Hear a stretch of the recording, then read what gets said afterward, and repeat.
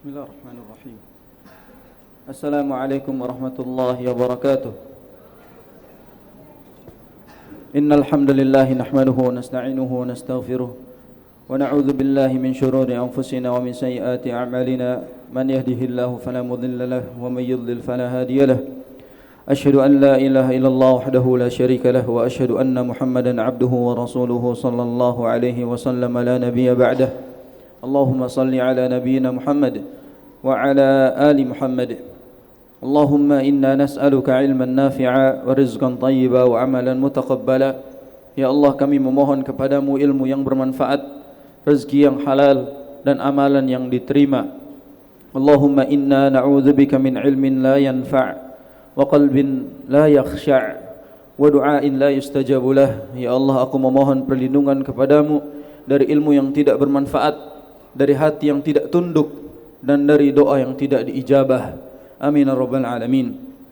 Para jamaah hafizakumullah yang semoga Allah Subhanahu wa taala muliakan.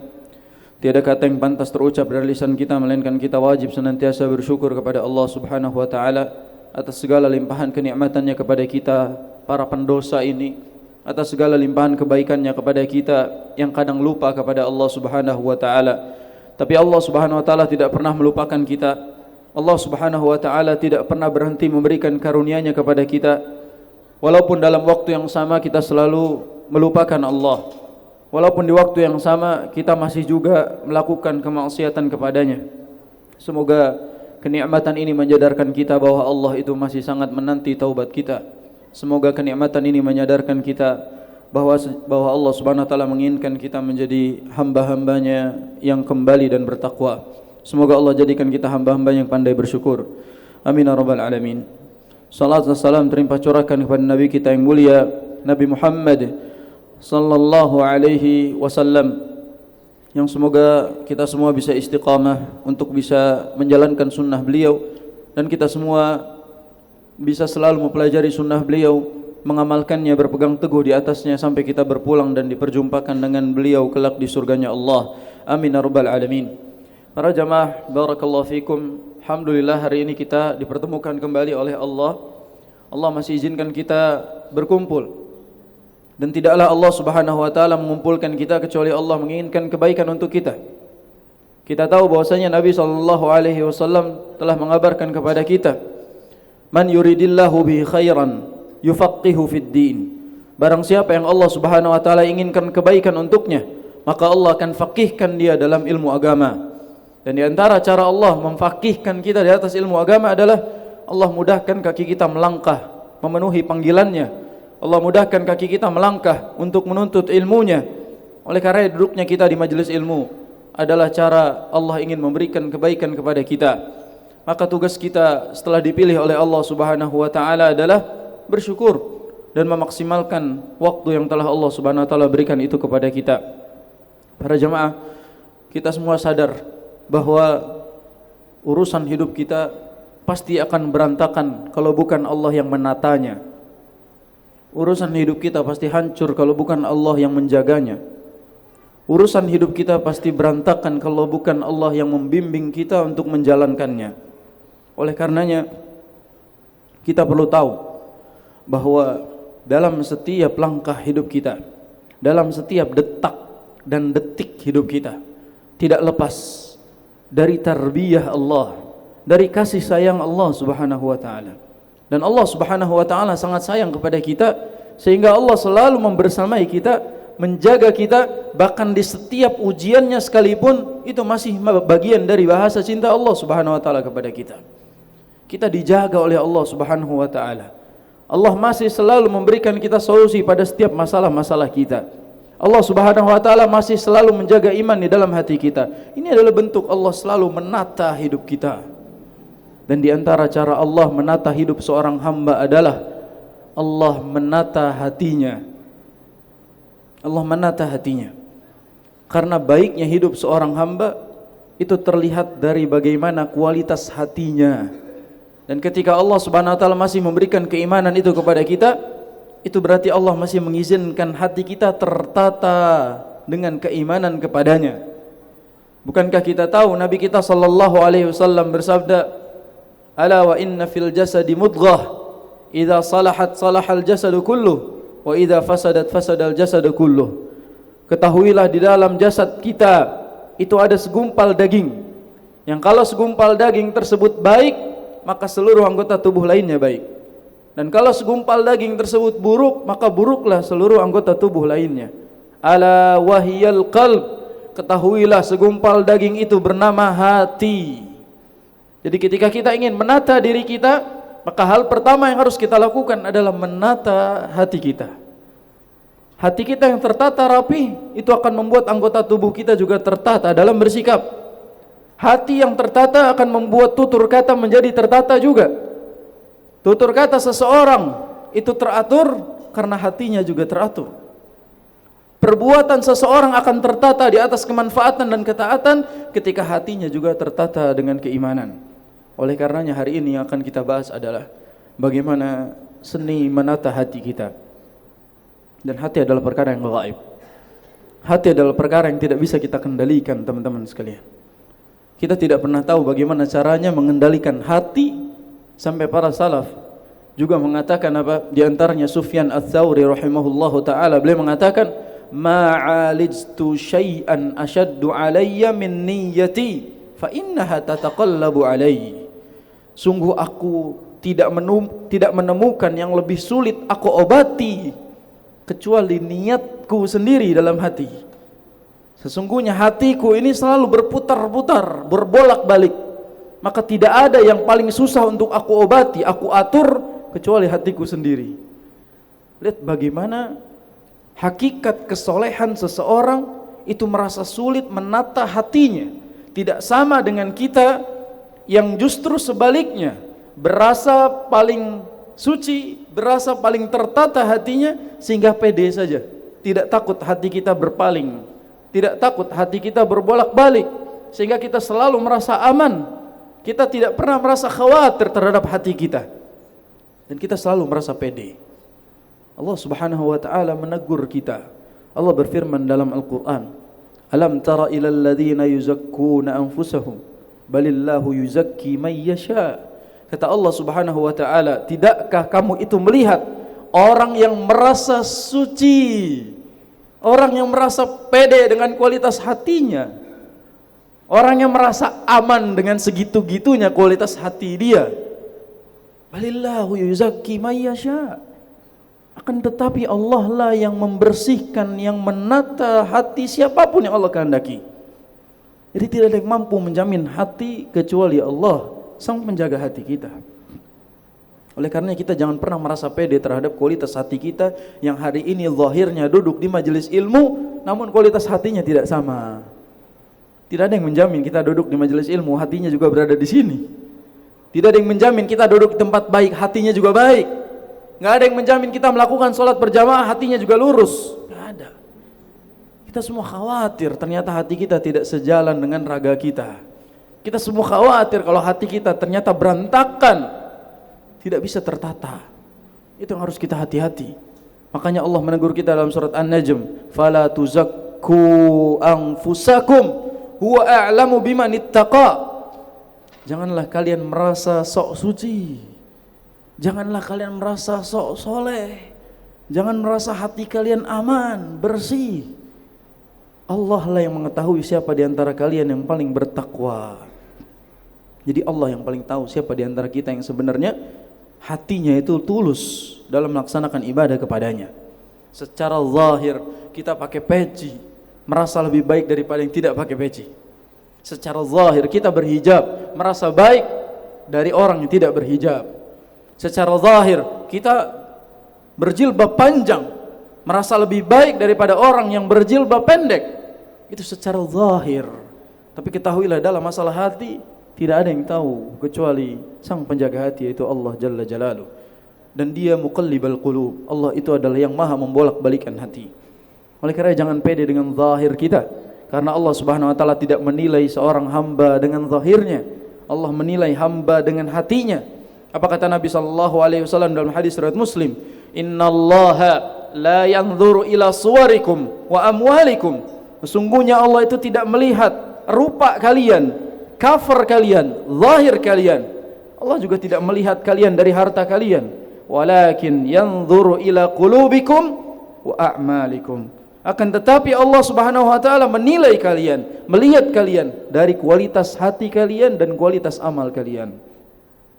Maka wahai hamba yang merasa aman dari berbolak-baliknya hati, ketahuilah Allah Subhanahu wa taala melihat kita dari kualitas hati kita, dari kualitas amal kita dalam beribadah kepada Allah. Oleh karenanya niat itu menjadi sebab baik atau buruknya amalan, dan niat itu tempatnya di hati. Tertatanya niat di hati kita itu akan menyebabkan amal yang kita lakukan juga tertata. Semakin berantakan niat kita dalam beribadah kepada Allah, itu menyebabkan ibadah kita juga jadi berantakan. Sebelum saya masuk ke pembahasan kitab ini, saya ingin menyampaikan bahwasanya keimanan kita itu dinilai dari tertatanya hati kita. Keimanan kita dinilai atau dilihat dari tertatanya hati kita. Apa kata Nabi SAW? La yastaqimu imanu abdin hatta yastaqima qalbuhu. Tidak tertata, tidak lurus, tidak istiqamah keimanan seorang hamba sampai lurus, sampai tertata, sampai istiqamah hatinya. Berarti apa?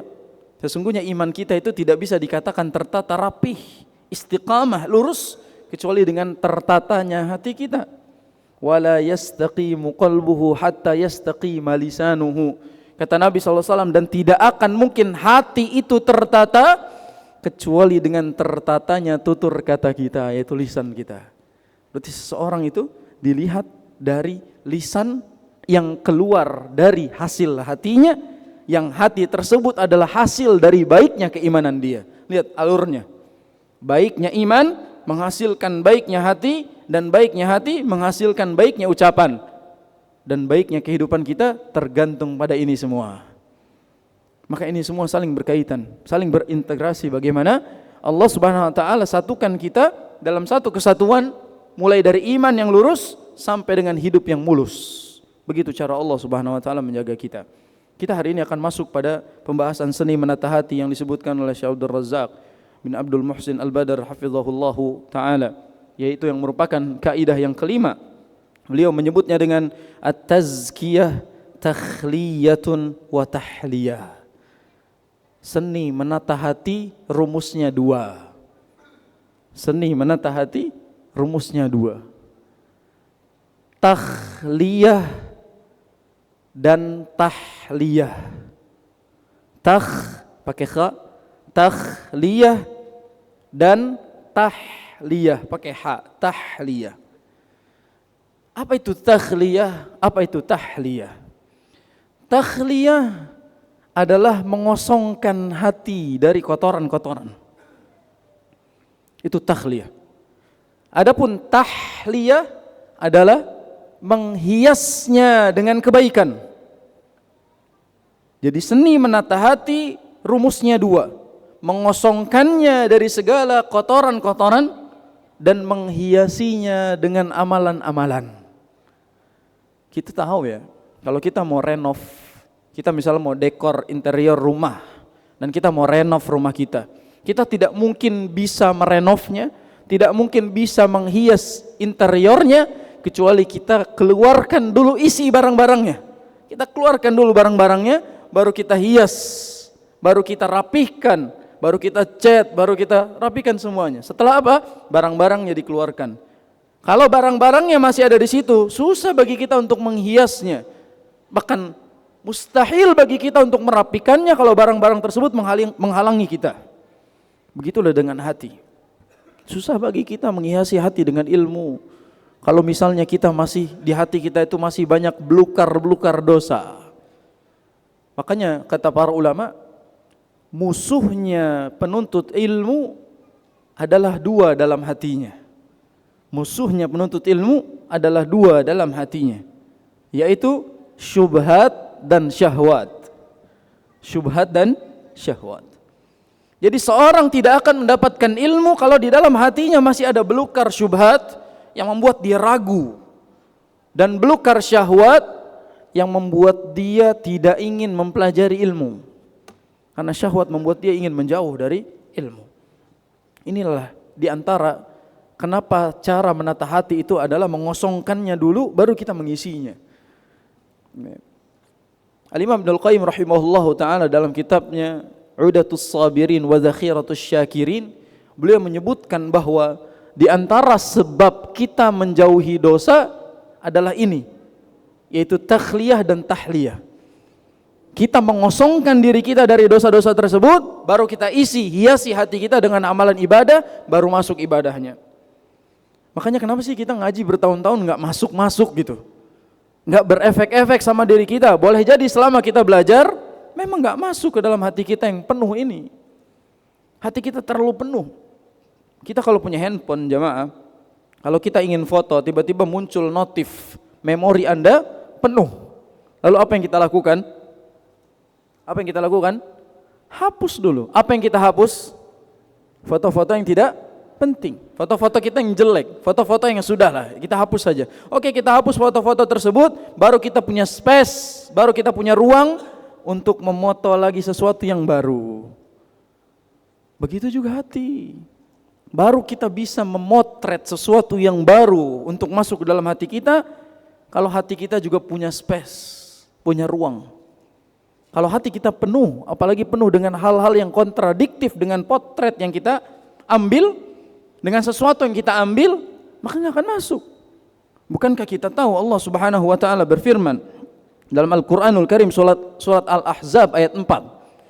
Allah berfirman dalam surat Al-Ahzab ayat 4. Kata Allah apa? Ma ja'alallahu lirajulin min qalbayni fi jawfihi. Allah tidak jadikan bagi seseorang itu dua hati dalam dirinya. Allah enggak simpan dua hati dalam satu diri kita. Allah kasih satu hati saja.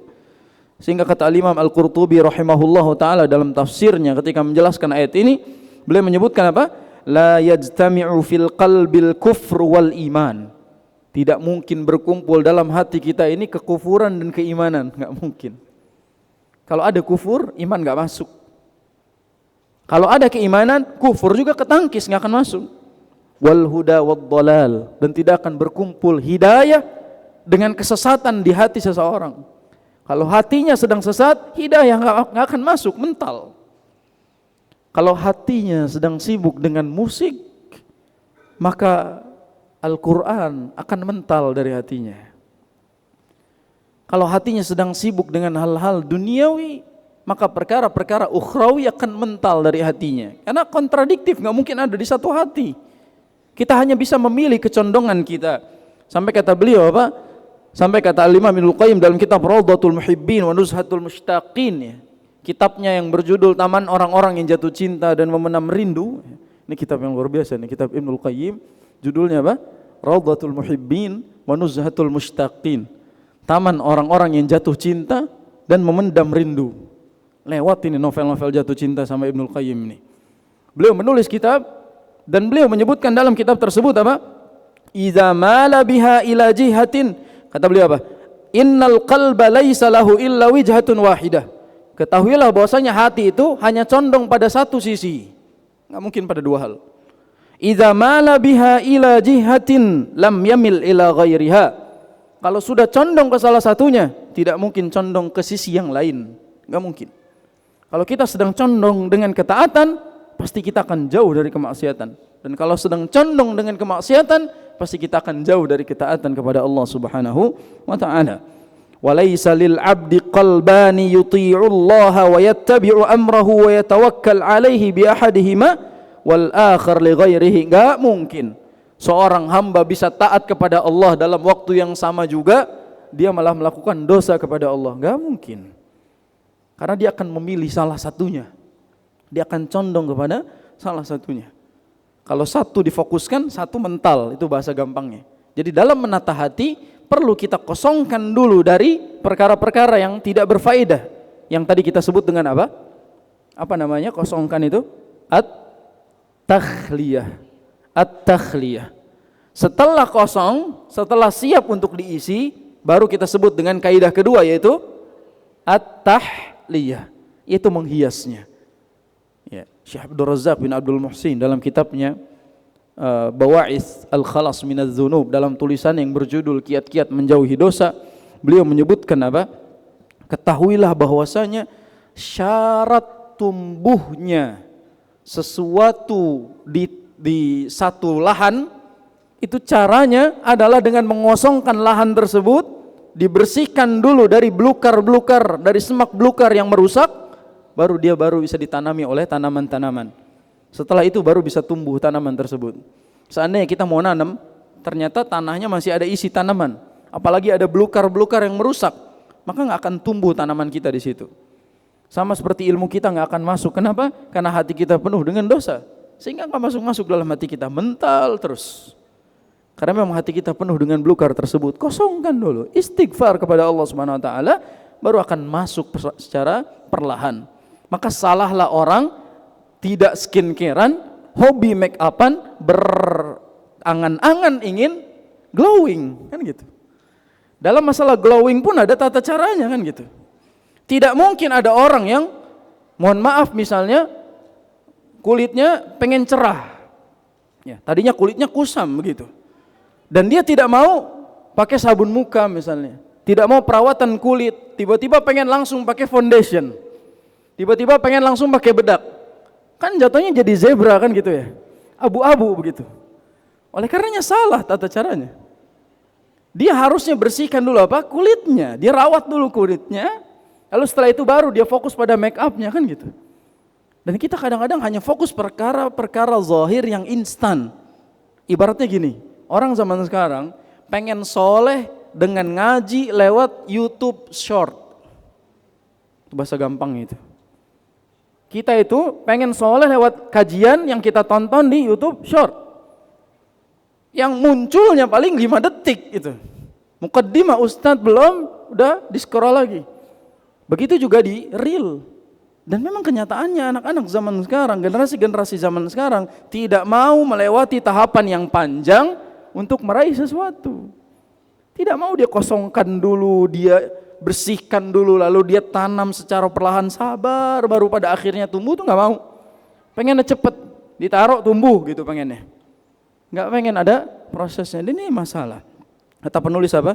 Inna haqiqatat tazkiyah, ketahuilah hakikat pembersihan jiwa itu takunu bitakhliyatin nafsi awalan. Cara pertama adalah dengan takhliyah, yaitu bitathhiriha 'anir rada'ili wal ma'asi wadz-dzunub, membersihkan hati dari kotoran-kotoran maksiat dan dosa. Lihat cara refresh hati yang pertama adalah kosongkan dulu dari dosa-dosa, perbanyak istighfar. Tsumma tahliyatuha, kemudian menghiasnya. Ba'da dzalika bi fi'lit ta'ati wal qurbat. Setelah itu baru kita hias dengan ketaatan, dengan pendekatan kepada Allah Subhanahu wa taala. Jadi soleh pun ada prosesnya. Banyak istighfar dulu, baru kita isi dengan amalan-amalan, baru keimanan itu akan tumbuh dengan sempurna. Karena dia tumbuh di tempat yang tepat, di lahan yang sudah siap. Kata Allah Subhanahu wa taala dalam surat At-Taubah ayat 103. Allah bilang surat At-Taubah ayat 103, catat. Khudh min amwalihim sadaqatan tutahhiruhum wa tuzakkihim biha wa shalli alaihim. Kata Allah Subhanahu wa taala, ambillah sedekah dari mereka, dari harta mereka, tutahhiruhum wa tuzakkihim biha, yang dengannya membersihkan mereka dan mensucikan mereka.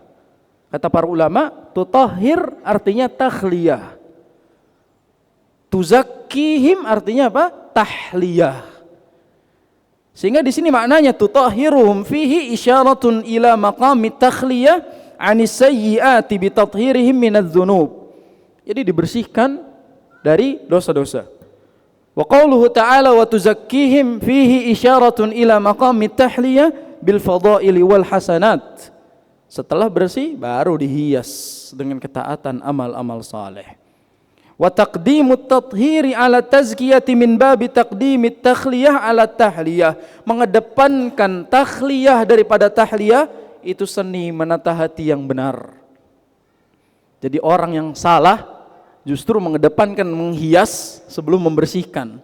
Ibarat memorinya penuh, dia paksa terus masuk, padahal sebenarnya mental. Makanya orang-orang yang baru hijrah, hal pertama yang harus dia lakukan adalah bertaubat kepada Allah Subhanahu wa taala. Memperbanyak istighfar kepada Allah Subhanahu wa taala. Baru berikutnya dia hiasi dirinya dengan amal-amal saleh, dengan ketaatan kepada Allah Subhanahu wa taala. Fala budda liman arada tazkiyata nafsihi an yuqli'a awalan 'anil dzunubi wal atham allati tufsidul qalb. Bagi siapapun yang ingin membersihkan jiwanya, merefresh hatinya, harusnya dia melepas dulu dosa-dosa yang berkerak di hatinya. Dosa itu sudah berkerak di hati kita jamaah, maka kita bersihkan dulu, baru kita akan mudah istiqamah dalam beribadah kepada Allah Subhanahu wa taala. Wa tahjibu anhu nural hidayati wal iman. Yang dosa tersebut menutup kita dari cahaya hidayah dan cahaya iman. Ketutup. Qala an-nabiy sallallahu alaihi wasallam, Nabi sallallahu alaihi wasallam bersabda, "Innal 'abda idza akhta'a khati'atan nukitat fi qalbihi nuktatun sauda." Kata Nabi sallallahu alaihi wasallam, ketika seorang hamba melakukan perbuatan kesalahan, maka Allah akan berikan titik hitam di hatinya. Jadi saat kita melakukan dosa, ada titik hitam di hatinya. Fa idza huwa naza'a wastaghfara wa taba, kalau dia lepas dari dosa tersebut, beristighfar, bertaubat, suqila qalbuhu, bersih kembali hatinya. Maka kalau hati kita kotor, susah bagi kita memasuki ketaatan. Teman-teman sekarang jadi tahu ya, kenapa kalau kita baca Quran baru 5 ayat langsung 5 watt kan gitu. Karena memang apa? Dosa kita banyak. Ibnu Mas'ud radhiyallahu anhu mengatakan apa? Di antara dampak buruk dosa adalah melemahkan fisik kita. Fisik kita jadi lemah dalam beribadah kepada Allah Subhanahu wa taala. Kenapa fisik kita lemah? Gara-gara dosa kita menggerogoti diri kita, sehingga ketika kita beribadah lemah kita. Enggak tahan kita dalam beribadah kepada Allah Subhanahu wa taala. Saking pekatnya hitam dalam hati kita. Wa in ada, kalau dia kembali melakukan dosa, zida fiha hatta ta'lu qalbahu. Maka akan bertambah titik hitamnya sampai nantinya menguasai hati tersebut, wa huwa ran, sampai hitam tersebut menutupi hatinya. Alladzi dzakarallah, yang Allah sebutkan dalam surat Al-Mutaffifin ayat 14. Allah bilang dalam surat Al-Mutaffifin ayat berapa? 14. Allah bilang apa? Kalla bal rana ala qulubihim ma kanu yaksibun. Hati mereka tertutup oleh perbuatan-perbuatan mereka sendiri. Jadi semakin dia melakukan dosa banyak, tertutup sampai rana ala qulubihim, tertutup semua hatinya gara-gara perbuatan dosa-dosa yang mereka lakukan. Itu yang Allah Subhanahu wa taala sampaikan dalam surat Al-Mutaffifin, ya, yang disebutkan oleh Nabi sallallahu alaihi wasallam menjadi penyebab hitamnya hati, tertutupnya hati, sehingga dia tidak bisa lagi menerima kebenaran. Maka yang lebih berat daripada hati yang kosong dari cinta adalah hati yang penuh dengan dosa. Yang lebih berat daripada hati yang kosong dari cinta adalah hati yang penuh dengan dosa. Daripada ada seorang nama yang masuk ke dalam hati kita dan dia adalah dosa kita, lebih baik kita kosongkan hati kita dari dosa-dosa tersebut. Jauh lebih utama daripada hati kita dipenuhi oleh titik-titik hitam tadi yang bernama dosa.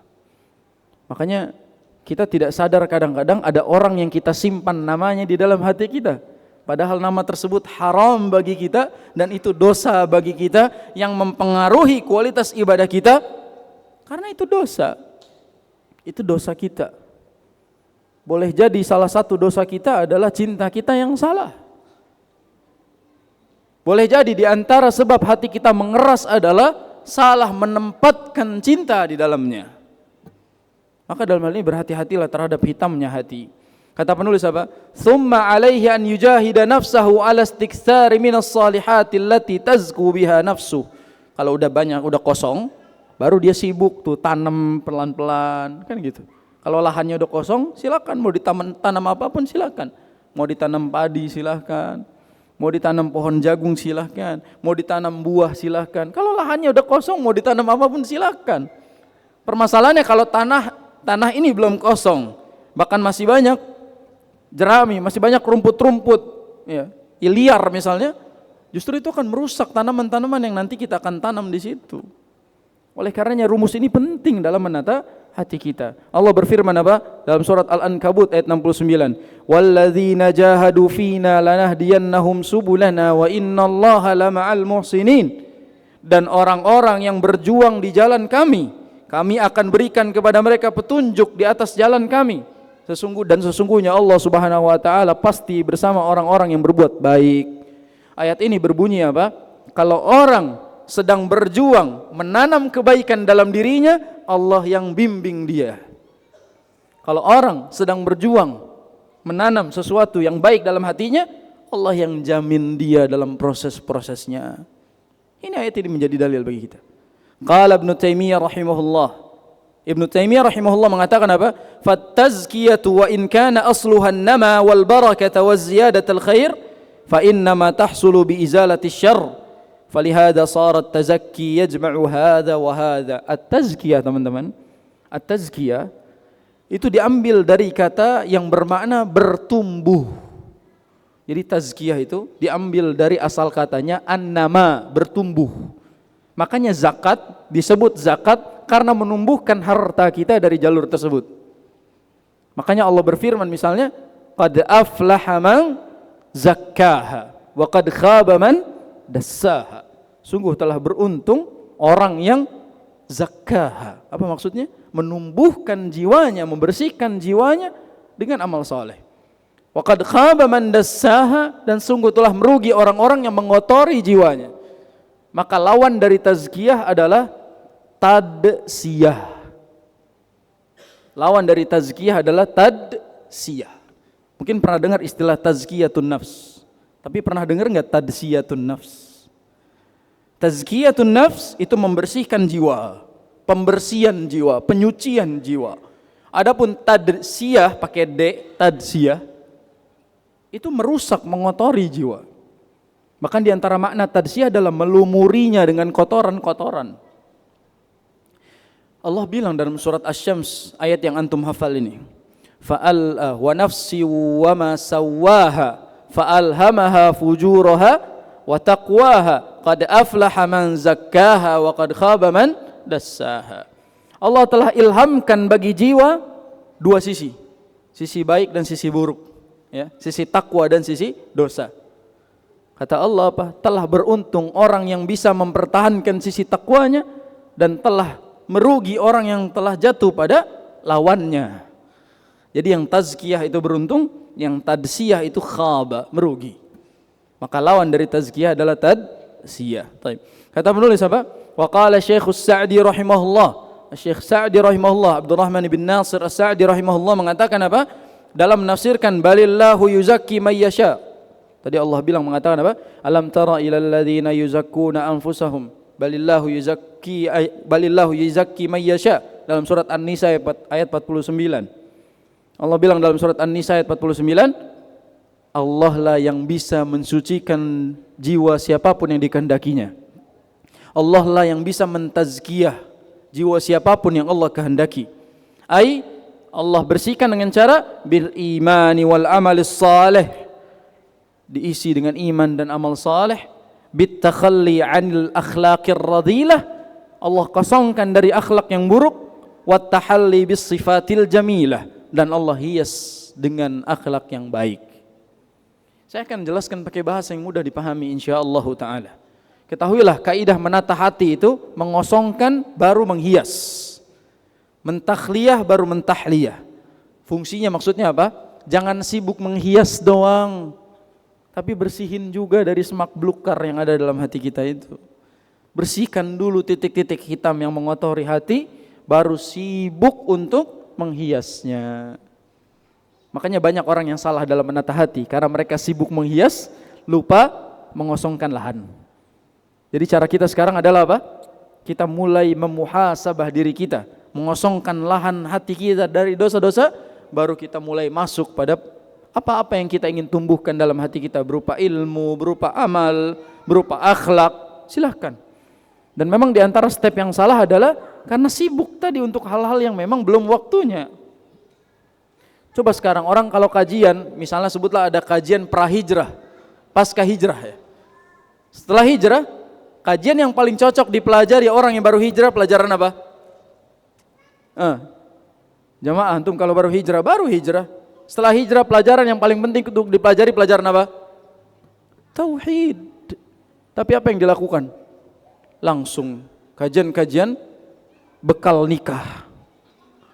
Oleh karena orang baru hijrah langsung belajar bekal nikah. Makanya begitu baru ngaji langsung ikut ta'arufan.